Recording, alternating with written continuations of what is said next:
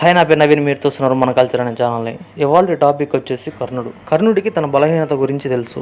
అయినప్పటికీ మొండిగా అర్జునుడి మీదకు యుద్ధానికి సిద్ధమవుతూ ఉంటాడు. కర్ణ అర్జున యుద్ధంలో ఏ రోజు కర్ణుడు అర్జునుడిని ఓడించింది లేదు. కానీ దుర్యోధనుడు కర్ణుడిని ఎలా నమ్మాడు? ఈరోజు ఈ విషయం గురించి తెలుసుకుందాం.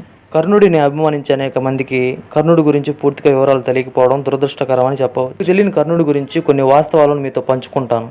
ద్రౌపదిని వ్యవస్థ చేసే ప్రయత్నంలో ఎక్కువగా కర్ణుడి పాత్ర ఉంటుంది. అయోగ్యులైన 5 భర్తల కంటే యోగ్యులైన ఒక్క భర్త ఉంటే చాలదా అని దుర్యోధనుని రెచ్చగొట్టిన వ్యక్తి కర్ణుడు ఒక్కడే. బానిస బందీగా మారిన స్త్రీ శరీరం మీద బట్టలు ఉంటే ఏం లేకుంటే ఏమని ద్రౌపది వస్త్రాభరణానికి బీజం పడేలా చేసిన వ్యక్తి కర్ణుడు ఒక్కడే. కర్ణుడిలో మనకి కనిపించే ఒకే ఒక సద్గుణం, దుర్యోధనుడు తప్పనిసరిగా ఓడిపోతాడని తెలిసినా కూడా అతన్ని వదలకుండా అలానే ఉండడం.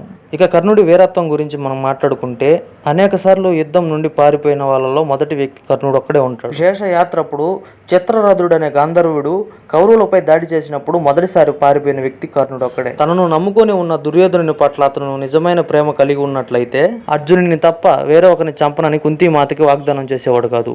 కవచ కుండలాలు కూడా ఇంద్రుడికి ఇచ్చేవాడు కాదు. నాలో చాలా మందికి కర్ణుడు అంటే చాలా ఇష్టం. నాకు కూడా కర్ణుడు అంటే చాలా అభిమానం. కానీ ఇలాంటివి కర్ణుడు కూడా చేస్తాడని నేను ఎప్పుడు అనుకోలేదు. సరే, ఆ ఇంద్రుడికి ఇచ్చిన దానం అది దానం కిందకి ఎప్పటికీ రాదు. కవచ కుండలాలు ఇచ్చిన తర్వాత ఇంద్రుడు కర్ణుని దానానికి మెచ్చి శక్తి ఆయుధాన్ని వరంగా ఇస్తాడు. కర్ణుడు అప్పటికి ఒప్పుకోడు, నాకు వరంగా ఏం వద్దు అని చెప్తాడు. కానీ ఇక్కడ మనం తెలుసుకోవాల్సిన విషయం ఏంటంటే దేవతలు ఎప్పుడు అందరిని పరీక్షిస్తూ ఉంటారు. దానికి లోపడితే కష్టమైన నష్టమైన తప్పదు. ఈ విషయం కూడా అలానే జరిగింది.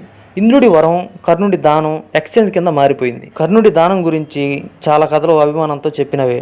అందులో ఉన్నవి కొన్ని మాత్రమే నిజాలు. పరశురాముడి దగ్గర అబద్ధం చెప్పి బ్రహ్మాస్త్రం సంపాదించాడు. నిజానికి మనం బాధపడాల్సిన విషయం ఏంటంటే చిన్న వయసులోని కర్ణుడి తల్లి అయిన కుంతీమాత కర్ణుడిని నదిలో వదిలిపెట్టడం. కర్ణుడిని కుంతీమాత నదిలో వదిలివేయకుండా ఉంటే పాండవులు కౌరవులతో పాటుగా కర్ణుడికి కూడా ద్రోణాచార్యులే అస్త్రాలను విద్యాభ్యాసం చేయించేవాడని విషయ భారతం చదివితే అర్థమవుతుంది. ఇంకా కురుసభలో పాండవులు ఓడి అవమాన భారంతో కూర్చున్నప్పుడు ద్రౌపది అడిగిన ప్రశ్నకు వికర్ణుడు లేచి, ద్రౌపది పాండవుల 5 ఉమ్మడి ఆస్తి కాబట్టి పందెంలో ఒడ్డుగా పెట్టే అధికారం ధర్మరాజుకు లేదని, కాబట్టి ద్రౌపది అధర్మ విజేత అని వాదించింది వికర్ణుడు. కర్ణుడే వికర్ణుడిని నోరు మూయించి ద్రౌపదిని వేశ అని చెప్పి ఆమె పై బట్టలను వలిచివేయమని దుశ్శాసని రెచ్చగొట్టాడు. కాబట్టి కర్ణుడు ద్రౌపది కన్నా ఎక్కువ బాధపడ్డాడన్న విషయం, పాండవుల కన్నా ఎక్కువ కష్టాలు ఎదుర్కొన్నాడు అన్న విషయం కొంచెం వ్యత్యాసం అయితే తెలుస్తుంది.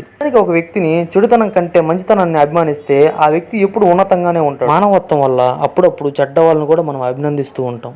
మరోసారి మళ్ళీ చెప్పాలనుకుంటున్నాను, ఈ వీడియోలో ఉన్న ఇన్ఫర్మేషన్ ఎవరిని తప్పుగా చెప్పడం కాదు. సమ్ ఇన్ఫర్మేషన్ మీకు తెలియాలని ఈ వీడియో చేశాను. Thanks for watching. మరో వీడియోతో మళ్ళీ కలుద్దాం.